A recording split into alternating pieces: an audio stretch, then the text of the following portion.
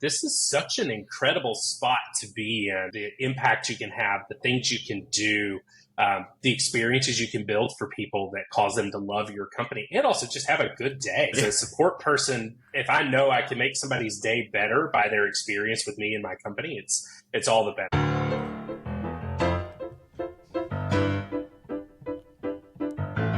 You're listening to CX Passport, the show about creating great customer experiences with a dash of travel talk.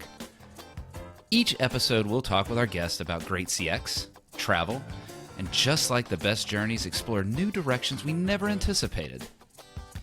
I'm your host, Rick Denton. I believe the best meals are served outside and require a passport. Let's get going. Hey, CX Passport listeners, thank you again for all the love, the support you have been showing to our CX Open to Work series guests. Your engagement's making a real difference, helping our guests actually move forward in their careers. This is real, folks. You're helping, and it is greatly, greatly appreciated. Joining us today is Jordan Hooker, coming with over a decade specializing in customer experience across support and account management. From boosting customer satisfaction at Applied Value Technologies to leading innovative support strategies at Noyo and Booster Fuels, Jordan knows what it takes to make customers happy. Head over to the banner on Jordan's LinkedIn page. Seriously, scroll down the show notes, click there, and you'll see this phrase, setting the table for an exceptional customer experience. There's a lot of meaning in that phrase. From the spirit of hospitality to the, look, we're going to just roll up our sleeves, let's create this from scratch mentality Jordan has, and that he seeks to continue doing for company support programs. In a fun bit of small worldness, Jordan recently moved from my current hometown of Frisco, Texas, to another part of the country that I know well as well, Raleigh, North Carolina. Beautiful place, and what a fun small world. Get ready to be inspired by what we can learn from Jordan today. And I want you to start to think how our community can help accelerate Jordan's path forward. Jordan, welcome to CX Passport. Thanks, Rick. Thanks for having me. Let's jump right into it. You have focused on customer experience. Why? What draws you to customer experience? Why is this important to you? Yeah, sure. I think the place where it actually really started is particularly around food and restaurants. As somebody who very much enjoys going out to eat, sitting in a restaurant and enjoying Hallelujah as well. Absolutely.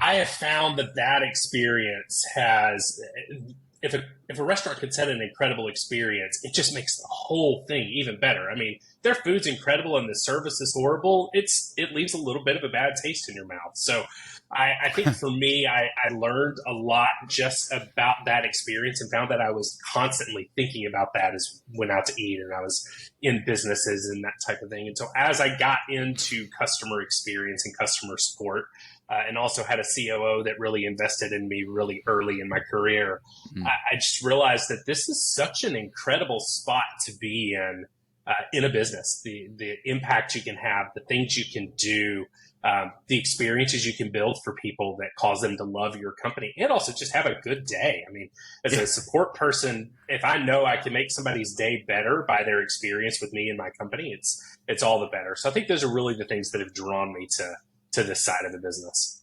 Yeah, what I'm smiling about there is that, well, there were a couple of things about that. One, yeah, me too. Restaurants, you'll find me enjoying a bevy and a meal for sure. And I can see how that has created that hospitality spirit that you've chosen to represent as your signature quote there sitting in your banner.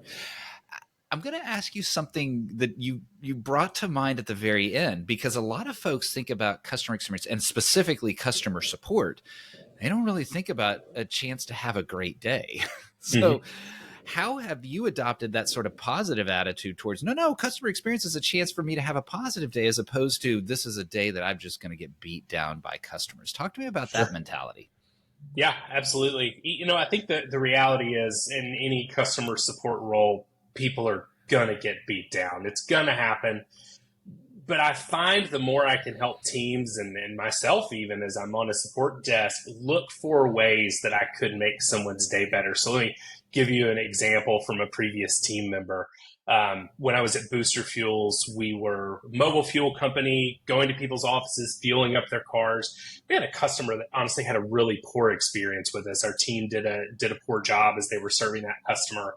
And one of my support reps, unbeknownst to me, found out that this had happened, worked with the customer to resolve it, and then the next day actually took it upon herself to go buy a bouquet of purple flowers, which was our brand color, and actually deliver them to the office of this customer that just happened to be down the road from our headquarters, out of the sheer fact that she just wanted to make this woman's day better. So that customer became a lifelong customer. Loved our service. And so just constantly thinking about those ways that we can do that. And when I tell that story, that support rep blushes a little bit and she wishes I wouldn't share that story. But she also loves the fact that she was able to have that opportunity. And so looking for ways like that to just make people's day better and also make my day better. And as a manager, that definitely made my day better, seeing a team member do that. So I think that's the ways. I mean, maybe just be one person every day that you get that opportunity with, or one person every once in a while. But what an incredible opportunity to do that for customers. This is your captain speaking. I want to thank you for listening to CX Passport today. We've now reached our cruising altitude, so I'll turn that seatbelt sign off. While you're getting comfortable, hit that follow or subscribe button on your favorite podcast app so you'll never miss an episode. Love it if you'd tell a friend about CX Passport, leave a review so others can discover the show as well. Now, sit back and enjoy the rest of the episode. Yeah, Jordan, you're right. There is that opportunity, and that is what a delightful. And I mean, the phrase often is surprise and delight. And it is that moment to be able to do that. Now, we know, and listeners and viewers, you know, that's not necessarily scalable, but the opportunity is there. You can have that one moment. What about you, Jordan? When you think about creating an experience for your customers, like in the past, how have you created an experience that your customers wanted? Not just that surprise and delight sort of thing. That's great, but not sustainable. What about sort of that creation of an experience that is, well, I'll just call it sustainably good? Sure. Yeah, absolutely. I think the key element there for me that I've learned in my career is about how customer support partners with the rest of the organization. And so what does it look like to develop a customer support program that has a really strong feedback loop into products? So going back to Booster Fuels is a really great example. I actually rolled up into our product department and reported to our chief product officer. And so I spent a lot of time learning how to talk productese and engineer ease, which became a really cool opportunity to then teach my team how to do the same thing. So we got really good at what does it look like to actually learn what our customers' challenges are, really understand those in a deep way, and then take those back into our team and continue to improve our products and our services. And so that's something I really focus on in my work is what does it look like for customer support to not just be cost center, necessary evil, but to be a partner to the business that actually develops not products and services in a vacuum, but products and services that customers are like, this is exactly what I asked for. And I didn't even realize I asked for it, but somehow you knew it's what I wanted. And it's just because our team has gotten so good at paying attention to those details. Oh my gosh, I'm having trouble sitting in my chair. I've got to figure out a way to make this a sit-stand desk because my gosh, you're making me bounce, and listeners, viewers that have listened for a while know why. Because you have hit almost on one of the phrases that I use, but definitely the theme, and that is companies need to stop treating their contact center as a cost center and instead treat it as a customer insights center. Yeah. And it sounds like you had what maybe, I don't want to use the word unique, but let's call it rarer experience to be a part of that. Did you find, given that you've been in some other companies, did you find that it was different? Was it a little odd or just kind of normal to be embedded inside of the product organization?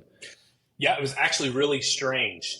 It was a really incredible experience working for a leader that was also an incredible leader. But with my experience in other companies where I haven't done that, there have been so many roadblocks to building that inside of the company.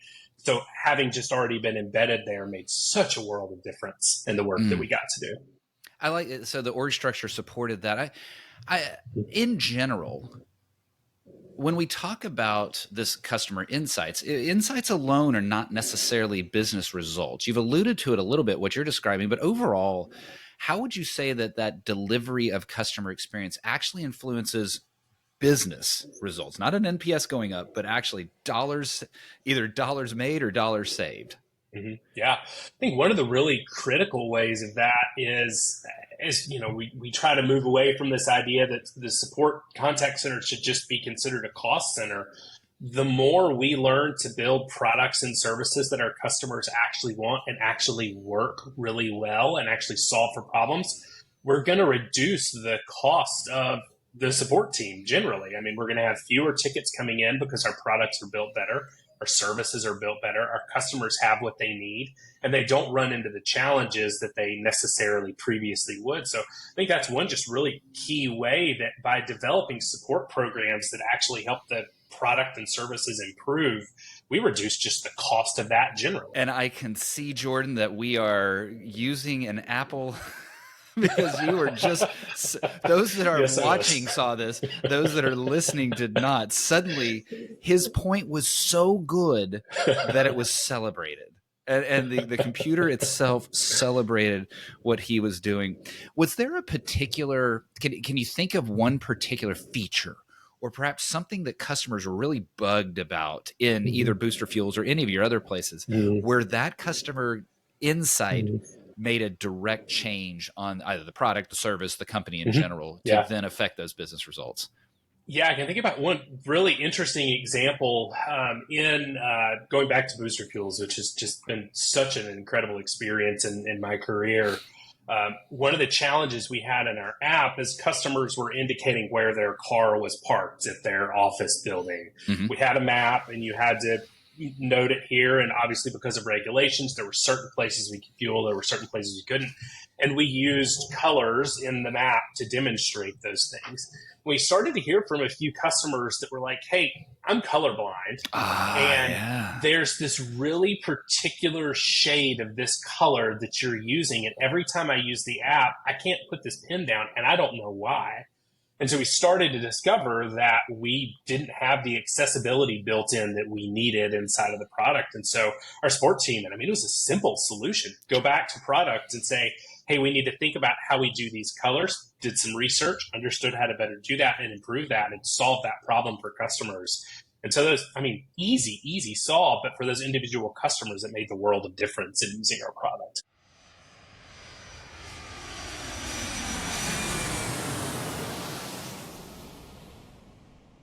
Wow.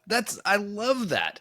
It does get at a couple of themes. One is just customer insight. Boom. Things that a product team might not have, maybe they weren't, equipped with or staffed with people inside the team. If your team is not representative of your entire customer base, and sometimes, you don't have enough humans to be able to do it, right? You're going to have to require your customers to give you that input.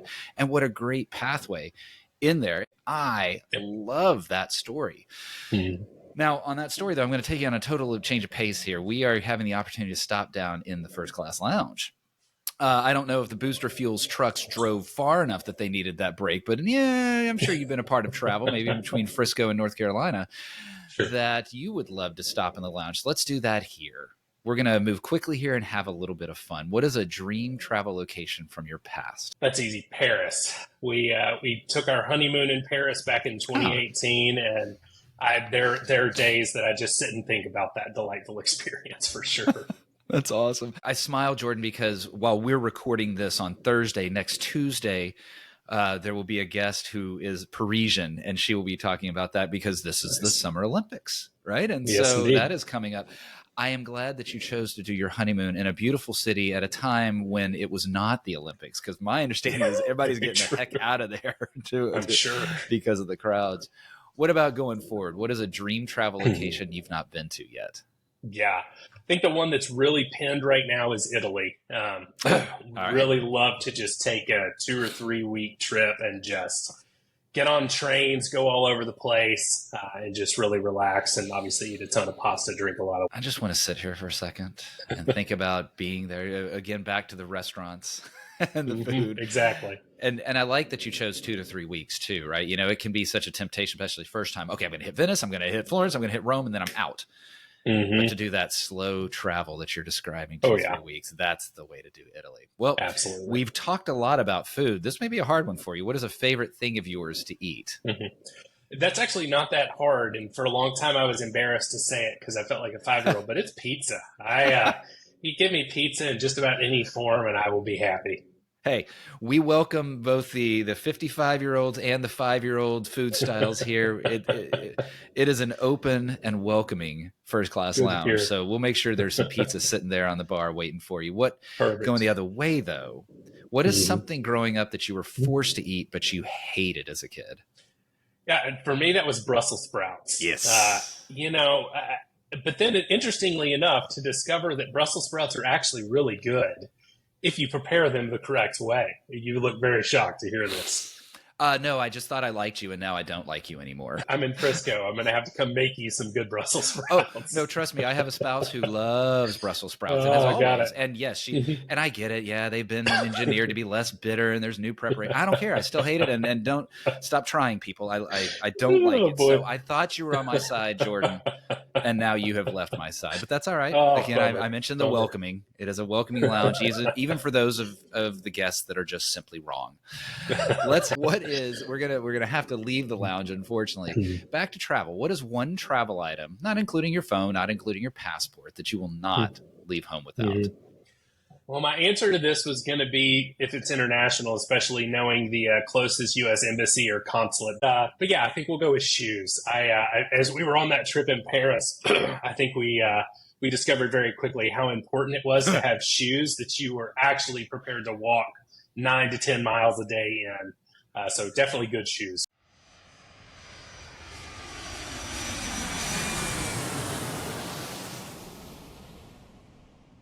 Hey, Jordan, I like both answers. Both answers certainly apply because it is wise to be a smart and safe traveler. And then it is also wise to be a comfortable traveler, especially in the temptation in a city like Paris, where to be fashionable may not be the same as the most comfortable of shoes. Wise to have that good walking pair, because Lord knows when we're in cities, we're doing a ton of walking. Absolutely. Let's get back to customer experience a little bit. Just in general, what are companies really missing in customer experience today, and how can they improve on that? Yeah, I think it goes back to a lot of our earlier conversation. I think that what most companies are missing, and obviously in a challenging economic environment, particularly for early stage startups where I've spent most of my career, you got to think about priorities. And unfortunately, customer support does not often get the priority that it should. And so I think the areas where we could very much improve is to realize how much value. I mean, it is a gold mine of value if you teach your people how to actually glean that, how to go mine that gold from customers and bring it back into the business. And then also listen.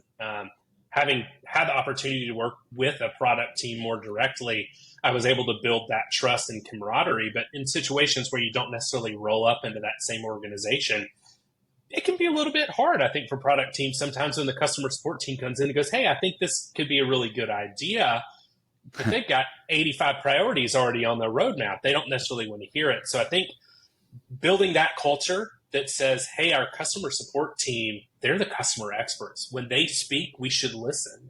And building that back into the org, I think the more we could develop that in companies, I think the better we would be at developing those products. You certainly have a sympathetic ear in me here, right? As a CX person, absolutely. I want to ask you how you can specifically help that next company get better in that area. But I want to ask a question first, and that is why? Why do you think companies, when it is so, at least to you and me, it's so obvious that gold exists, why are companies not mining that gold? I think there's probably 2 layers of that, especially in the early stage, high growth startup. I think you often have founders that think that they know exactly what the market wants. I mean, it's their baby. They've spent significant amount of time. At first, that probably is true. But as you get 2, 3, 4 years, a couple of rounds of funding in, it can be really hard, I think, to let go of that. And so I think unfortunately, then that gets built into a lot of our teams of, well, the CEO, the founder knows. And so what does it look like for founders, I think, to start to say, hey, I don't know. I actually hired you because you're going to be the one that knows. So what does it look like from the top down to build that culture? Right. I think that's one layer of it. I think the other layer of it is just, I think it's just costs. I mean, just the reality of the environment and the economy we're in. It can be really easy to deprioritize this area, thinking we'll get back to it later. But unfortunately, I find for most companies, you don't get back to it later. You just continue with the subpar service that you've delivered. Yeah, the reason I smile was not because that, right? That's not actually that funny, but I was thinking about a lot of folks that say, yeah, I'll get back to the gym. I've just got a busy time at work right now, and I'll get back to the gym. Right. And then suddenly Exactly. 3-4 years pass by, and it's, Jim, what is that? You know, you gave me a little bit of a callback, and I wish I could remember the episode number. I'll put it in the show notes. And there was a former guest, April Obersteller of Woom Bikes, and she told a story of her CEO founder that he was taking customer support calls while he was mowing his lawn on Saturday. Yeah, stop mowing lawn, take customer support calls. And so they do exist in the startup world. It's just, to your point, it can be very rare. So let's talk about you. You know this exists. You know the why, or some whys behind it. How can Jordan help companies find and improve on what's missing in customer experience today? Yeah, I think for me, having had the really incredible opportunities I've had in a lot of early stage startups to build customer support, I've built from Series A through Series D. So I've seen a lot of what works. I've seen a lot of what doesn't work. I've seen a lot of what worked in one place didn't work in another, and vice versa. And so I think for me, the opportunity to come in, it's really honestly to bring a pretty strong roadmap of understanding what are the different routes we could go to get to that ideal culture. I've seen it in a lot of different places. I've accomplished it with teams in a lot of different places. So I think for me, that's a lot of what I bring to the table, is that experience and understanding of, hey, it doesn't have to look the same for everyone, and it won't look the same for everyone and for every company, but what are the different paths we could take to get to that type of support program? Good stuff. Hearing that, well, Jordan, you need to make sure and take that clip and put that on your LinkedIn page, because that was just a brilliant summary of, look, here's how we can solve this. Well, what's next for you? So you're in the open to work hashtag right now in the customer experience space. What's next for you? Yeah, absolutely. Yeah, I think still, looking for those opportunities. I'm also, it's been actually really cool to have this period to also go do some consulting work and work with some companies to kind of keep myself sharp and understand the things that are happening out in the market. So that's really kind of where I'm focused right now, and building these two different paths to working in the space. Is there a particular area in customer experience that you want to target, a particular type of company? Is there something that's kind of in the roadmap of, this is where I want to be next? Yeah, it's a good question. I honestly don't know that I would say there is. I love early stage startups. That's really where I thrive and where I function. But I'm kind of industry agnostic. I've actually enjoyed the fact that I've gotten to build in 3 or 4 different industries and understand the different challenges that people are having in those different spaces. All right. Well, I certainly hear one thing, and that is a theme of build, and that you certainly thrive in that building, that creating, that aspect of it. Jordan, thanks for joining today. Like, this was a lot of fun, a wide ranging, and again, we'll let the Brussels sprout thing go, but you gave me some beyond just, open to work elements. You gave me some nuggets of thought, and certainly some nuggets of smiles when it comes to how a company can derive actual, tangible, real business value from their customer experience. If folks wanted to get to know a little bit more about you, your views on customer experience or the like, what's the best way for folks to get in touch with you? Yeah, that's a great question. LinkedIn's definitely the best place. Most of the content that I publish is there, and you can find all my contact information there as well. Awesome. Well, of course, listeners and viewers, that will definitely be in the show notes. Scroll down, click the link, and you will be taken to Jordan's page, where you'll see that fantastic quote there sitting in the banner. Jordan, it was a delight having this conversation with you. Thank you for being on CX Passport. Yeah. Thanks, Rick. Appreciate you having me here.